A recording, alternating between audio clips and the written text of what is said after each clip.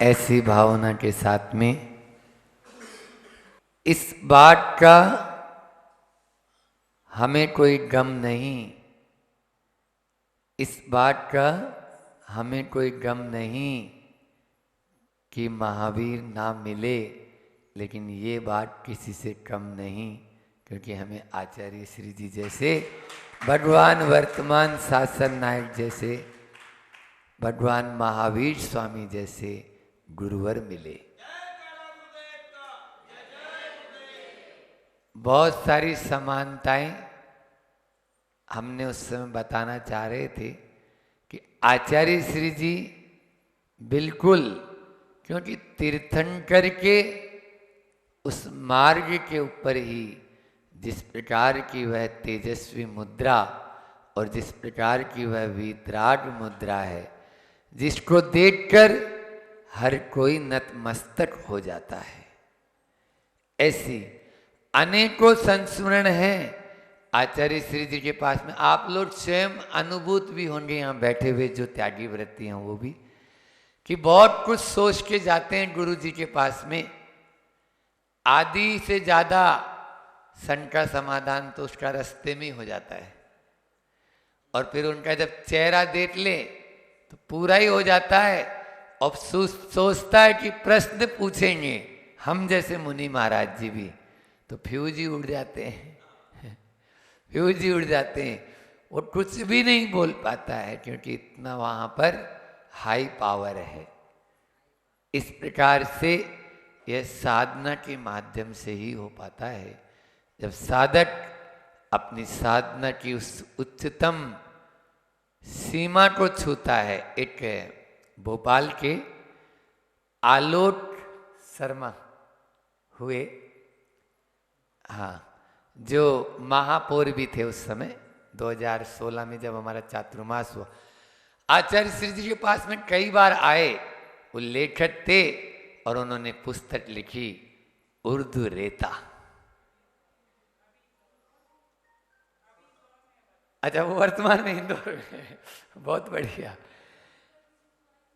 कविता नहीं, उर्दू रेता। उस उर्दू रेता का मतलब जिन्होंने अपनी ऊर्जा का इतना ज्यादा ऊर्ध्वारोहण कर लिया है कि जो उनके संपर्क में आता है अपने नीचे गिरे हुए भावों को भी ऊपर उठाकर तर जाता है। ऐसा ही भगवान महावीर स्वामी के समय में भी होता था। और उन्होंने जो सिद्धांत दिए, चाहे मैंने वो आज सुबह अस्थि ग्राम में जो सूल पाणी नाम का राक्षस था उसके बारे में बताया था, और एक और आपको चंड कौशिक सर्प जो दृष्टि विष सर्प था। इसी प्रकार से अनुत्तर योगी भगवान महावीर, जिसके 4 भाग हैं, वीरेंद्र कुमार जैन ने लिखी। उनके भांजे अभी मेरे पास यहाँ आके गए, खंडवा के हैं, तो वो बोले कि मामा जी ने हमारे ये पुस्तकें लिखी है, और मैंने ये बहुत पहले पढ़ी। आचार्य श्री जी ने भी सांतला, अनुत्तर योगी भगवान महावीर, तीर्थंकर भगवान महावीर और उनकी आचार्य परंपरा, ऐसे ये 4 भागों में है सब। सांतला भी 4 भाग में, ये भी 4 में, और वो भी 4 भागों में मोटे मोटे अच्छी पुस्तकें हैं। तो आचार्य श्री जी ने तो बचपन में पढ़ डाली थी। हमने अभी जब महाराज जी के साथ में, प्रमाण सागर जी महाराज साथ में, तो अनुत्तर योगी भगवान महावीर का वो प्रसंग मैं आपके सामने रखना चाह रहा था कि जहां विदेह के कुंड ग्राम में जन्म हुआ, वहां से जुड़ा हुआ जंगल था पीछे। उस जंगल में उस टाइम पे अष्टापद रहते थे। अष्टापद, अष्टापद का मतलब है जिसके 8 पांव हो, शेर की तरह जिसका चेहरा रहता है, शेर से भी खुकार और शेर से भी ज्यादा चपल और शेर से भी ज्यादा बलवान जैसा वह जानवर होता है, उस पर भी भगवान महावीर बैठ जाते थे। उस पर भी, जिसके 4 पांव ऊपर और 4 नीचे है, उस पर भी वो छलांग लगाकर बैठ जाते थे। एक बार किसी ने उनको इस तरह से अष्टापट के साथ खेलते हुए देखा तो शिकायत हो गई घर पर कि ये क्या है, इस तरह से जो है ना ये कभी भी जो है इसका अंत हो सकता है। तब जो उसमें बात लिखी है, जो हम लोग जब जंगल में ध्यान करते हैं, या मैं भी जब एकांत में शिखर जी में बैठता था, यहाँ पर भी पहाड़ में रात को अकेले रहते, या कुंडलपुर में अभी जैसे ऊपर रहे, तो कुछ भी नहीं, उस समय बस एक ही बात याद रखना आप लोग, जो उसमें लिखी हुई है वो मेरे दिल और दिमाग में अच्छे से बैठ गई। उसमें लिखा कि कोई भी जानवर आपको दो कारण से क्षति पहुंचाएगा। कोई भी जानवर, चाहे सांप हो, चाहे बिच्छू हो, चाहे कोई भी हो, आपको दो कारण से क्षति पहुंचाएगा। पहला कारण तो ये है कि आपने पूर्व भव में कभी उसको मारा होगा, कभी उसके साथ में आपने कोई न कोई अत्याचार किया होगा, कभी उसके साथ में आपने गलत काम किया होगा, तो उसको अजाति स्मरण तुरंत हो जाता है और वह तुरंत अपना बदला ले सकता है। और दूसरा कारण ये, आप में उतनी बुद्धि नहीं है जितनी बुद्धि उसकी तेज है। आपकी आंखों से वो पहचान जाएगा कि आप उसको मारना चाहते हैं। आपके भाव परिणाम जैसे ही बिगड़े, उसके पहले वो आपका काम तमाम कर सकता है। इन दो कारणों के अलावा कोई भी जानवर किसी भी व्यक्ति को कभी भी नहीं मारेगा। इसीलिए जो बड़े बड़े, आप लोगों ने कभी अक्षरधाम गए हों, अक्षरधाम चाहे दिल्ली चाहे अहमदाबाद, अक्षरधाम में जो उनके जो नारायण है ना, स्वामी नारायण या जो बोलते हैं, उनकी स्टोरी बताई जाती है। तो उसमें वो शेर आता है, अपने यहाँ भी आचार्य शांति सागर जी महाराज का जीवन देखो आप, उनके पास में आता था। तो वो आया, 3 परिक्रमा करेगा या प्रणाम करेगा और अपना वापस उसी स्थान पर चला जाएगा। कभी भी वो नुकसान नहीं कर सकता है। सांप तक गले में, आचार्य श्री जी नैनागिरी में रहते थे, तटत पे सामायिक कर रहे हैं और नीचे वो भी बैठे हुए आराम से। अभी जब हम नैनागिरी प्रवास में रहे, वहाँ पर लगभग 15-20 दिन रहे, 20 से भी ज़्यादा, तो उस समय वो लोग, वहाँ के लोग बताते थे कि इस नाले से देखो, ये वाला जो नाला है उससे आता था सांप, और इस तरह से आके कई बार वो ऊपर लटक जाता था। तो सब लोग देखते थे, जैसे आप लोग बैठे हैं तो सबको नजर आ रहा है, वो भी सुन रहा है, और अभी भी यहाँ भी तो इसके ऊपर कोई बैठे होंगे तो सुन ही रहे हैं। तो वो सब सुनते हैं और बहुत अच्छे से। अभी आज की बात बता दूं, वो श्वान था, मेरे पास में आया, एक पाँव को ऊपर उठा के खड़ा हो गया, 3 पाँव पे रहा, तो मेरे आंखों में पानी आने लगा कि मेरे क्या हुआ तुम्हें आज, ऐसा क्यों, तुम या तो कहीं पे गया है और या कुछ चुबा के लाया। फिर मैं नीचे झुक के उसके पाँव को देखा कि इसके पाँव में कुछ ऐसा तो कुछ नहीं है जो अपन किसी से निकलवा दें कि भाई इसको कष्ट हो रहा है, क्योंकि पाँव तो उठाया इसने मेरे सामने और काफ़ी इसको यानी चोट जैसा लग रहा है। लेकिन फिर मैंने थोड़ा सा उसको ऐसे ही सहला किया और धीरे से बोला कि अब रहने दे, आज नहीं चलना है, आज बड़े बाबा के यहाँ, अभी तुम यहीं पे रहे। लेकिन बस वो तुरंत हम आगे बढ़े और वो भी आगे चल दिया। और बल्कि मना करने में जैसे छोटे बच्चे को या महाराज जी को हम जैसे को होता है, वैसे वो चूलगिर के ऊपर जहाँ इंद्रजीत कुंभकर्ण है वहां तक वो जाके अपना विश्राम लिया। तो ये होते ही है, इस तरह से उनमें भी संवेदनाएं होती है और वो अपनी भाषा बहुत जल्दी समझ जाते हैं। आप बोलेंगे बैठ जा तो बैठ जाता है, चल तो चल जाता है, और उसको समझ में भी आ जाता है कि क्या चाहते हैं। इस प्रकार से भगवान महावीर स्वामी का तो यह चल ही रहा है अपना। आचार्य श्री जी के बारे में प्रतिदिन अपन चल रहे हैं, और जब वो विद्यालय या किशोर अवस्था में आगे, कल अपन ने सुना, उसके बाद में एक दिन वो दोस्तों के साथ में गिल्ली डंडा खेल रहे हो तो मल्लप्पा तोरो लाड लो, सबने सुना है ये भजन।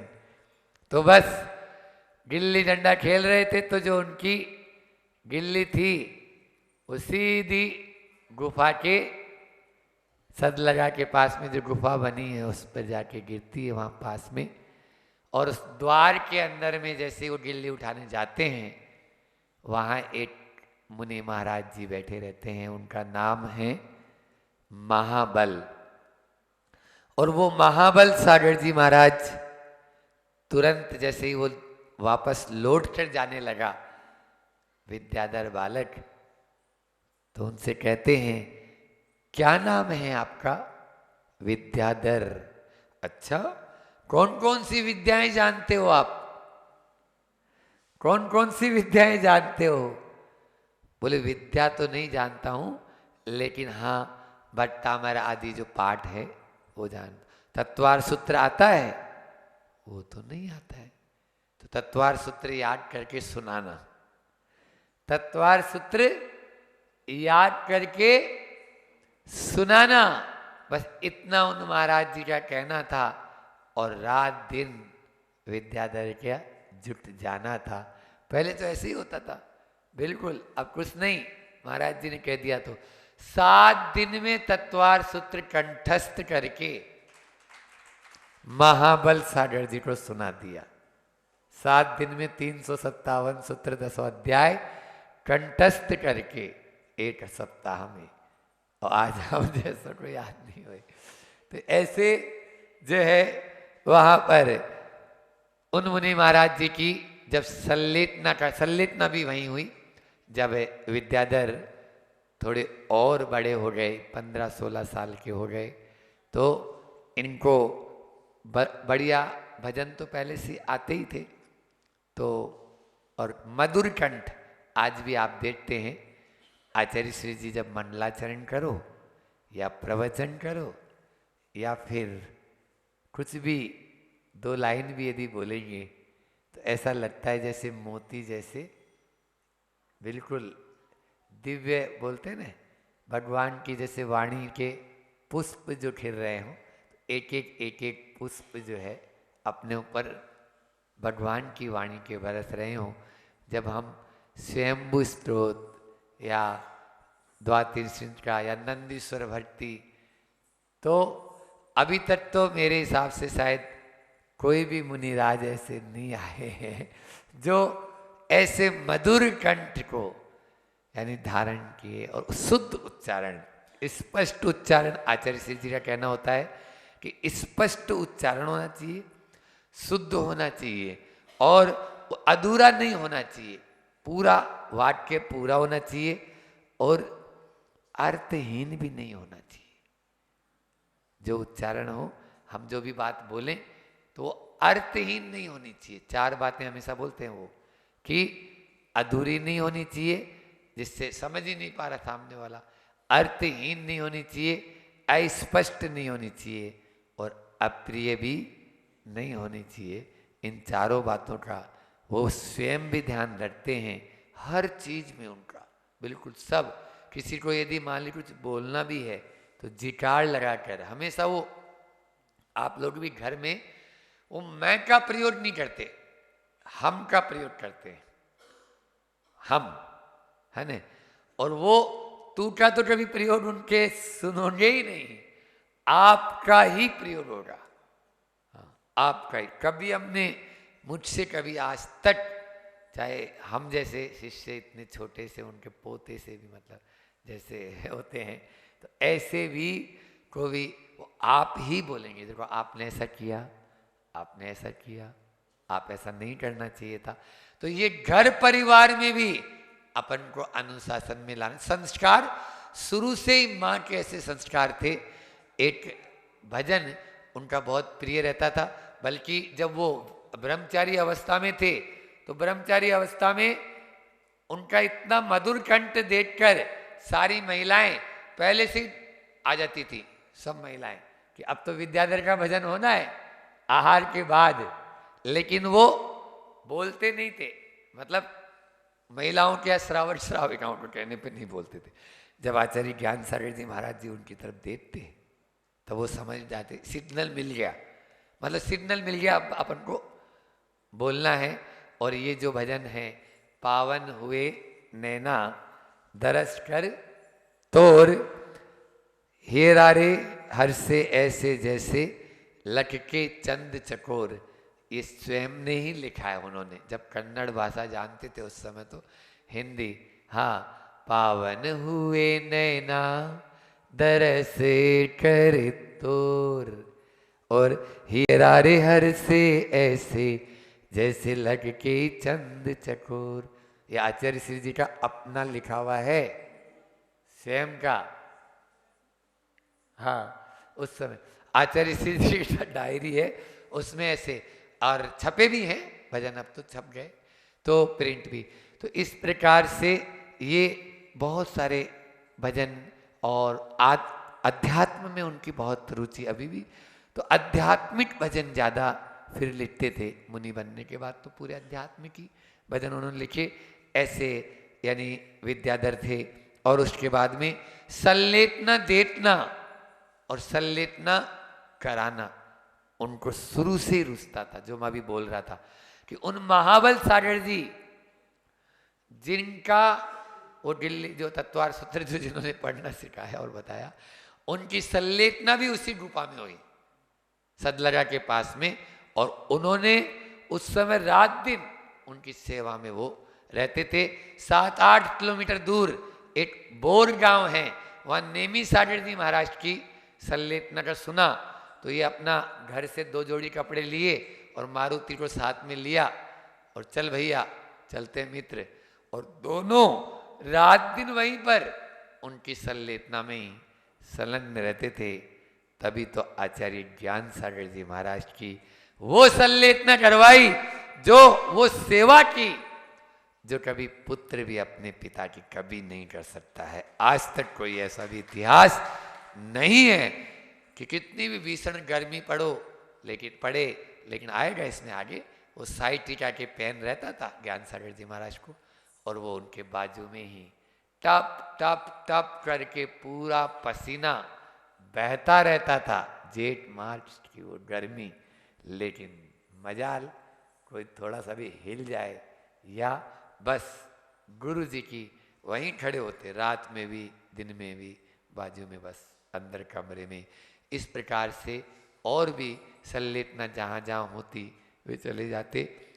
एक बार और उनकी मजबूती देखो कैसी, कि छोटी अवस्था में उन्होंने लगभग 12 साल की उम्र से 10 लक्षण के एकासन करना शुरू कर दिए थे। समझ लो, 12 साल की उम्र थी उनकी, तब से वो 10 लक्षण के एकासन कर रहे हैं, और आज तक कभी फिर, अब तो सवाल ही नहीं है, चल ही रहे हो, तो तब से चल रहे। इस प्रकार से अनंत व्रत एक उधर होता है दक्षिण में, जो भाद्रपद के मास में ही पर्युषण में, जैसे अपने यहाँ जिसको रत्नत्रय बोलते हैं ना, 13, 14 और पूर्णिमा, वो उधर उसको अनंत व्रत बोलते हैं। अनंत व्रत बहुत अच्छा, हाँ महाराष्ट्र में बोलते होंगे। तो वो व्रत काफ़ी बहुत अच्छा माना जाता है। उसमें वो फिर एक बार शुरू कर लो तो फिर करते रहो, ऐसा चाहे एकासन से चाहे उपवास से, लेकिन उसमें पूजा करनी पड़ती है, और वो पूजा 5 घंटे 6 घंटे तक लगातार चलती। तो अन्ना, हाँ वही 14 पूजा होती रोज, तो अन्ना जी करते थे।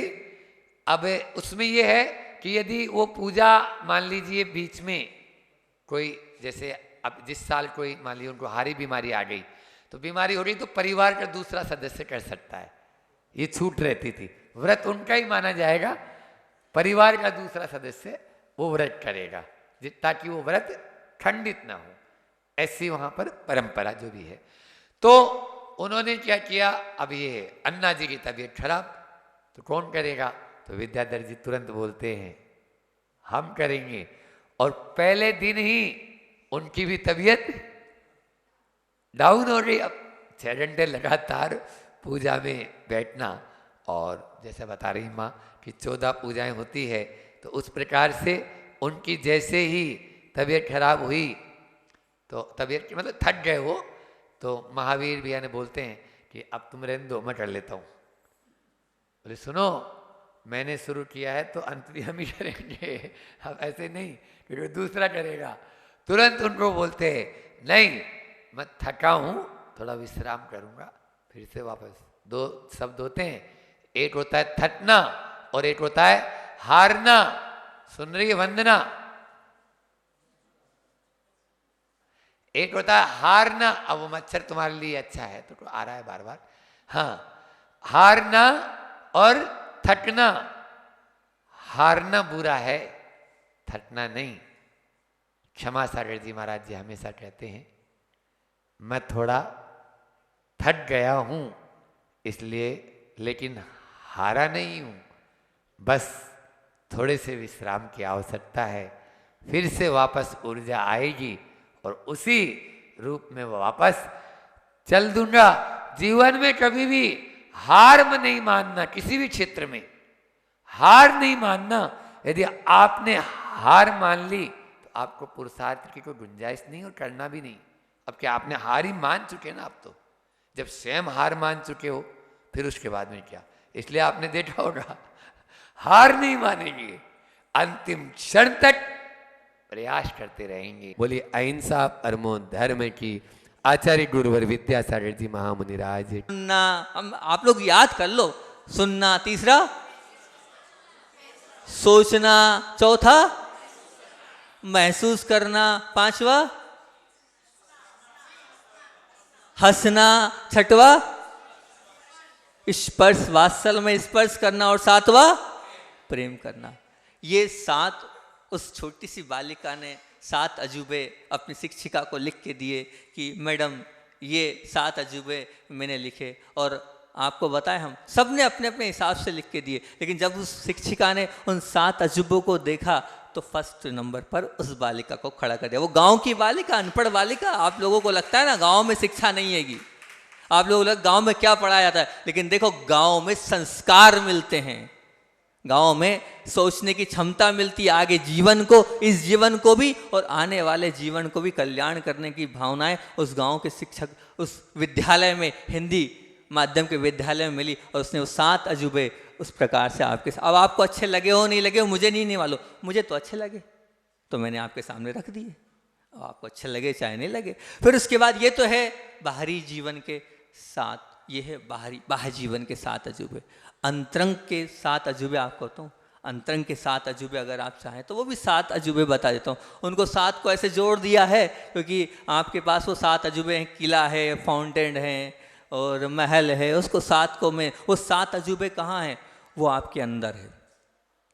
ये बाहर के 7 अजूबे थे, वो आप 7 अजूबे आपके अंदर के मैं आपके सामने रखता हूँ। वो 7 अजूबे अंदर के कौन से हैं? सबसे पहला अजूबा जो आपके अंदर है, निकालो, ज्ञान का किला। क्या है? ज्ञान का किला आपके अंदर है। वो ज्ञान, उस ज्ञान को आपको बाहर करना है।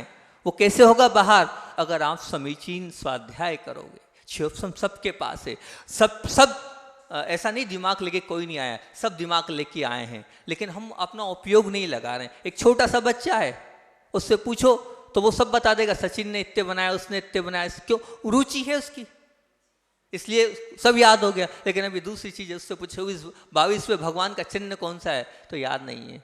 क्यों? रुचि नहीं है उसकी। तो ज्ञान का किला अंदर है, ये अजूबा है, इसको आप रुचि के साथ निकालो, और निकालोगे तो निश्चित तौर से आपका वो कल्याण होता चला जाएगा। वो ज्ञान का किला पहला अजूबा जो आपके अंदर है। दूसरा, पवित्रता का महल। वो ताजमहल नहीं, छोड़ दो ताजमहल को। कौन सा महल? वो पवित्रता का महल आपके अंदर है, वो अजूबा है। अगर आप अपने जीवन को पवित्र बनाते हो, अगर आपके जीवन में किसी प्रकार का पाप नहीं है, कोई भी विसंगतियां नहीं है, तो वो आपके जीवन का क्या है? वो आपके जीवन का अजूबा है। अगर आपसे कुछ गलती भी हो गई, मैं बार बार कहता हूं, गलती किससे नहीं होती है, आज हमसे गलती हुई है, तभी तो हम संसार में भटक रहे हैं। अगर पूरे पवित्र होते तो यहाँ काय को रहते?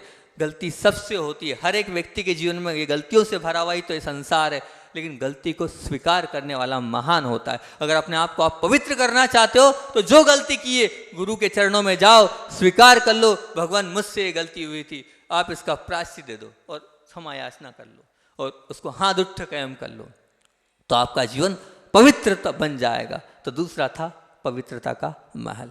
तीसरा क्या है? टावर बोलते ना, तीसरा आपके यहाँ टावर है। तो मैं कहता हूं शांति का टावर। काय का टावर? शांति का टावर आपके अंदर है। शांति बाहर खोजने मत जाओ। तेरे क्षेत्रों में शांति नहीं है, हिल स्टेशन पर शांति नहीं है, शांति अंदर है। जहां बैठो आप तो अनुभव करो। आप अनुभव करोगे वो शांति आपके अंदर से निकलेगी, पर आपको शांति अपने अंदर ढूंढना पड़ेगी। सब बातों को विराम देना पड़ेगा और अपने आप में जाना पड़ेगा, तब उस शांति का साक्षात अनुभव आप कर पाओगे। अन्यथा वो शांति तो आप चाहे कुछ भी कर लेना, अब जब तक संतुष्ट नहीं होगे वो शांति का अनुभव होगा ही नहीं। इस शांति का टावर, फिर मूर्ति है शायद आपके, है ना, चौथा आपके उसमें। मैं कहता हूं सुख की मूर्ति। चौथा क्या है? सुख की मूर्ति। वो सुख जो है वो भी आपके अंदर है, बाहर नहीं है। बाहर मत ढूंढो सुख को, वो सुख आपके अंदर है। जब आप उस अंदर के सुख को देखने का प्रयास करोगे तब आपको वो सुख दिखेगा। ध्यान रखना, बिना देखे आपको सुख, लेकिन देखना पड़ेगा अंदर झांक के अपने आप में, तो सुख का अनुभव भी होगा। तो वो चौथा अजूबा कौन सा है? सुख की मूर्ति। पांचवा फाउंटेन है आपके यहाँ। तो मैं कहता हूं आनंद का फाउंटेन। कब? वो आनंद जब निकलेगा, बार बार उसके लिए कहता हूं कि वो आत्मा के पास जाओगे तब वो आनंद का फाउंटेन निकलेगा, और उसके बाद उस फाउंटेन को आप देख पाओगे। लेकिन जाना पड़ेगा कहाँ? अंतरंग में। ये सब अंतरंग के बता रहा हूं, पहले मैंने बाहर ही बताए थे। 7 अजूबे पहले बाहर के बताते, ये अंदर के बता रहा हूं। क्या आपको अंतरंग में जाना पड़ेगा, जब वो आनंद का फाउंटेन आप अपने जीवन में उतार पाओगे। फिर उसके बाद छठवा क्या है? तो छठवा है मंदिर है शायद, छठवा बाहर प्रेम का मंदिर। अपने हृदय को प्रेम का मंदिर बना लो। अगर आपने प्रेम का मंदिर बना लिया और जीव मात्र से, लेकिन वहां पर तो अपने वालों से वहां पर प्रसन्न, लेकिन यहाँ के जीव मात्र से आपने अगर प्रेम करा, जीव मात्र से आपने स्नेह भाव रखे, तो ये मान के चलना, ये छठवा आपके जीवन का क्या है? अजूबा है। और सातवां शक्ति का पुंज। क्या है? शक्ति का पुंज। वो शक्ति का पुंज आपके अंदर है। आप जो चाहो वो कर सकते हो, ऐसा नहीं कि नहीं कर सकते हो, लेकिन वो आपको शक्ति उद्घाटित करनी पड़ेगी। आपको अपनी क्षमता में लाना पड़ेगा, मुझे मेरे जीवन में ये करना है। अगर आपने ये भाव बनाए तो वो होगा और होके रहेगा, क्योंकि आपके अंदर वो ताकत है। क्योंकि भगवान कोई दूसरे नहीं है, इसी संसार से भगवान बने हैं। तो उनने भी सब सहन किया है और उन्होंने भी सब किया है तो भगवान बने। ऐसे आप में भी भगवान बनने की क्षमता है। हर प्रकार का त्याग, हर प्रकार की तपस्या, हर प्रकार के जीवन के लक्ष्य को आप प्राप्त कर सकते हो, क्योंकि आप क्या हो? शक्ति का पुंज आपके अंदर विद्यमान है। ये 7 जो हैं ये अंतरंग के बताएं। ज्ञान का किला, पवित्रता का महल, शांति का क्या स्तंभ टावर, और सुख की मूर्ति, आनंद का फाउंटेन और प्रेम का मंदिर, और अंत में 7वें नंबर पर शांति का पुंज। ये अंतरंग और बाहरी। लेकिन इससे भी कोई ऊपर उठना चाहे तो, इससे भी कोई अगर ऊपर उठना चाहे तो तीसरा और दे देता हूं, कोई दिक्कत नहीं है। अगर आपको सुनने की इच्छा है और ऊंचा उठना है, क्योंकि एक हो गया शुभोपयोग, एक हो गया अशुद्धोपयोग, लेकिन उससे ऊंचे कौन? बोले शुद्धोपयोग की भूमिका में जाना है आपको। शुद्धोपयोग की अगर भूमिका में जाना है तो उसके लिए साथ देता हूँ कि हाँ, ये शुद्धोपयोग की भूमिका में भी हमें चढ़ना है। तो अगर शुद्धोपयोग की भूमिका में आपको पहुँचना है तो उसके लिए 7 आपको अजूबे बता रहा हूँ। अगर वो 7 अजूबे आपके जीवन में आ गए तो आप शुद्धोपयोग की सीढ़ी पर, उस महल पर चढ़ने के लिए आप तैयार हो जाओगे। वो 7 को बहुत ध्यान से सुनना, क्योंकि वास्तविकता में 7 अजूबे अपने जीवन में लाना बहुत कठिन बात है। कि सबसे पहला अजूबा है मौन रहना। अपने आप में बहुत बड़ा अजूबा है। मौन कैसे? वचन से नहीं, मन से भी मौन रहना। जिसने अपने जीवन में इस अजूबे को लिया है वो निश्चित तौर से वास्तविकता में शुद्धोपयोग की भूमिका को प्राप्त कर सकता है। मन को भी मौन रखना, इसको मौन कहते हैं। तो ये हो गया पहला, है ना? कौन सा हो गया? मौन रहना। दूसरा है एकांत में रहना। कौन सा? क्योंकि ध्यान रखना कि जब तक आप एकांत में नहीं जाओगे तब तक आप आत्मा से बात नहीं कर पाओगे। और वो अजूबा है एकांत में रहना, अपने आप में बहुत बड़ी तपस्या है। क्योंकि हम इतने आदी हो चुके हैं कि हम अगर अकेले में भी रहते हैं तो मोबाइल के बिना नहीं रहते, वहाँ भी हमारा मोबाइल चालू हो जाता है। वो मोबाइल हमारे साथ एक सदस्य के रूप में हो गया हमारे जीवन में। भले आप अभी हाल मान लो आप अकेले बैठ भी गए तो आप अकेले नहीं रहेंगे। अब आप मोबाइल के साथ हैं तो अकेले कहाँ रहे, अकेले हैं ही नहीं। आप उस मोबाइल से आप बात कर रहे हैं, उस मोबाइल के साथ आप सब कुछ अपने व्यवहार कर रहे हैं, तो जो जो मोबाइल के साथ व्यवहार कर रहे हैं उतना पाप बनते आपका चला जाएगा। तो दूसरे नंबर में क्या है अजूबा, अगर आपके अंदर एकांत में रहने की आदत है, एकांत आपको अच्छा लगता है तो आपके जीवन का अजूबा है वो। आप मौन रह सकते हो तो आपके जीवन का अजूबा है, वो सदुपयोग की ओर आपको ले जाते जाएगा। तीसरा हैगा कर्मेंद्रीय जीत। ये आत्मा की बहुत पावरफुल स्टेज है। इंद्रियों को जीतना, पांचों इंद्रियों के विषयों को जीतना। और ये कोई कठिन काम नहीं है। हम गृहस्थ नहीं, आप गृहस्थ भी थोड़ा थोड़ा थोड़ा थोड़ा करके अगर आप करोगे तो आप भी अपनी इंद्रियों को जीत सकते हो। ऐसा नहीं कि नहीं जीत सकते, ये धारणा मत बनाओ कि हम नहीं जीत सकते, बिल्कुल जीत सकते हो। तो तीसरी स्टेज है कि कर्मेंद्रीय जीत। जिन्होंने अपनी इंद्रियों को जीतने के लिए आगे पांव बढ़ा दिए, कदम बढ़ा दिए, वो कर्मेंद्रीय जीत। ये शुद्धोपयोग की भूमिका के लिए आपको मैं 7 अजूबे बता रहा हूँ, ध्यान रखना। चौथा है साक्षी होकर देखना। साक्षी होकर देखना तत्व मतलब खुद को सुबह से लेकर शाम तक देखो। आप खुद को सुबह से लेकर शाम तक आप परखो। आप मैं सुबह उठा, सुबह उठने के बाद मैंने क्या किया, और उस करने के बाद कौन से कर्म का बंध हुआ होगा। वास्तविकता में ये बहुत ऐसी चीज़ है जिससे आपका जीवन परिवर्तित हो जाएगा। आप उसको देखो कि मैंने मान लीजिए कोई काम किया, उस काम में किस भाव के साथ किया, और वो जो काम जिस भाव से किया है उस भाव को अगर मैं माइनस प्लस करूं तो कर्म क्या बंधेंगे, कर्म कैसे बंधेंगे। वो कर्म मेरे संसार के बनेंगे कि मेरे मोक्ष के, मेरे भगवान की ओर जाने के बनेंगे, मेरे मुक्ति की ओर बनेंगे कि मेरे लिए जो है संसार की ओर बनेंगे। ये आप साक्षी होकर अपने जीवन को देखो। जो अगर आप 10 मिनट 15 मिनट आधा घंटा बैठकर साक्षी होकर अपने जीवन, साक्षी से इसलिए बोल रहा हूँ कि सत्यता से देखना, निर्णय एकदम ऐसे लेना बिल्कुल साक्ष्य होकर कि हाँ ये है, इसमें ये ठीक है, ये गलत है। ऐसा साक्षी होकर अगर आप अपने जीवन को जियोगे तो आपका जीवन एक न एक दिन निश्चित तौर से आत्मा तक पहुंचेगा, शुद्धोपयोग तक पहुंचेगा। लेकिन साक्षी होकर अपने जीवन को आपको देखना पड़ेगा। ये हो गया 5वें नंबर का, साक्षी होकर। छठवा, परमात्मा से प्रेम करना। मतलब क्या, मग्न हो जाओ, सब कुछ हो जाओ, किसके लिए, परमात्मा के लिए। इस प्रकार से परमात्मा के लिए मग्न हो जाओ कि मेरे जीवन का एक ही लक्ष्य है, एक ही गोल है, सिर्फ परमात्मा।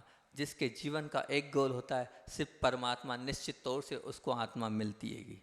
पर उसके जीवन का वो गोल होना चाहिए कि नहीं, सिर्फ मुझे परमात्मा से मतलब है और किसी से मतलब नहीं है। बहुत ऊंची अवस्था होती है जो सिर्फ परमात्मा से लेना देना रखते हैं, निश्चित तौर से वो शुद्धोपयोग की भूमिका तक पहुँचते ही पहुँचते हैं। क्योंकि जब तक परमात्मा की स्टेज पे नहीं चढ़ेंगे, जब तक हम परमात्मा को सब कुछ नहीं मानेंगे, तब तक हमें मान के चलना कि हम आगे बढ़ ही नहीं पाएंगे। और अंतिम 7वें नंबर की जो स्टेज है, अभी 5 हुई, 6वीं एक और रह गई ना, 2 रह गई है ना। 6वीं स्टेज है निराधार। निराधार मतलब मैं, जो आपको क्या मानना है, मुझे किसी की आवश्यकता नहीं है। ये जो मेरा जीवन है ये कोई चला नहीं रहा है। ये जो मेरा जीवन, मैं किसी के आधार पर नहीं हूँ। मेरा जीवन क्या है, आत्मा ही मेरा जीवन है, आत्मा ही मेरा सब कुछ है। जिसने अपने जीवन को निराधार माना, किसी के आधार, इस शरीर के आधार नहीं माना, और अन्य जितने हमारे साथ में परिवार वाले, उनके आश्रय से नहीं माना, तो ये मान के चलना वो आत्मा की ओर जाएगा। जिसने ये माना कि बस आत्मा ही सब कुछ है, वो निराधारपना अगर आपके जीवन में आ गया, ये 6वां अजूबा। नहीं मान रहा कोई भी नहीं मानने को तैयार है आज। बताओ आप तो सब कुछ किसको मानते हो, शरीर को सब कुछ मानते हो ना, ये शरीर ही सब कुछ है। लेकिन शरीर से बढ़कर वो आत्मा भी है। उस आत्मा को आप निराधार मानोगे तो, और जिसने माना उसके जीवन का वह अजूबा है। और 7वां और अंतिम, और अपना समय भी हो रहा है, 7वां है निर्भयता। 7वां अजूबा कौन सा है, निर्भयता। मतलब मैं भयभीत नहीं हूँ, मैं निडर हूँ, मुझे किसी का डर नहीं। जिसने अपने जीवन में ये निडरपना ले आए और किसी बात से कोई डर नहीं, चाहे दुख से, चाहे कष्ट से, चाहे परेशान, कुछ भी आ जाए मुझे कोई डर नहीं। जिसके जीवन में ये वाली बात आ गई वो भी अपनी आत्मा तक पहुंच सकता है। क्या होना चाहिए? निडरता। एक बार ये शुद्धोपयोग की भूमिका को एक बार फिर से रिपीट कर देता हूं। मौन रहना, एकांत में रहना, है ना, कर्मेंद्रीय जीत, साक्षी होकर देखना, परमात्मा से प्रेम और निराधार और निर्भयता। ये शुद्धोपयोग की भूमिका तक पहुंचाने के 7 द्वार आपको, 7 अजूबे आपके जीवन के मैंने आपको बता दिए, है ना। फिर से बताऊं, मौन रहना, एकांत में रहना, निराधार, कर्मेंद्रीय जीत, साक्षी होकर देखना, परमात्मा से प्रेम और निर्भयता। ये शुद्धोपयोग की भूमिका के लिए और जो अंतरंग और बहिरंग से मैंने आपको बताए थे, फिर से एक बार रिपीट करेंगे। क्या क्या बताया था? कौन सा? ज्ञान का किला, और बहुत बढ़िया, पवित्रता का महल, और शांति का स्तंभ, और सुख की मूर्ति, सुख की मूर्ति, और आनंद का फाउंटेन, और फिर उसके बाद क्या है? प्रेम का मंदिर, और अंतिम में शांति का पुंज। और उस बच्ची के एक बार और रिपीट करके अपनी बात को अपन विराम देते हैं। उस बच्ची ने क्या बताए थे? छोटी सी बच्ची ने, और हंसना और प्रेम करना। तो ये आपके सामने मैंने तीनों भूमिकाओं से, शुद्धोपयोग से भी, शुभोपयोग से भी, बाहरिंग से और अंतरंग से, ये अजूबे बताए। अब आप विचार करना कि हमारे जीवन में वो अजूबे कितने हैं, कैसे हैं, और उन अजूबों में हम उतर पा रहे कि नहीं। निवेदन है कि यहाँ पर सिद्ध चक्र महामंडल विधान 1 तारीख से 8 तारीख में रखा जाए, ताकि सिद्धों की आराधना सिद्ध भूमि में सभी लोग कर सकें। ऐसी भावना है। इतना ही रखते हैं, इतना रख के अपनी बात को विराम देता हूँ। समय अपना हो गया है। बोलिए आचार्य भगवान विद्यासागर जी महामुनि राज की।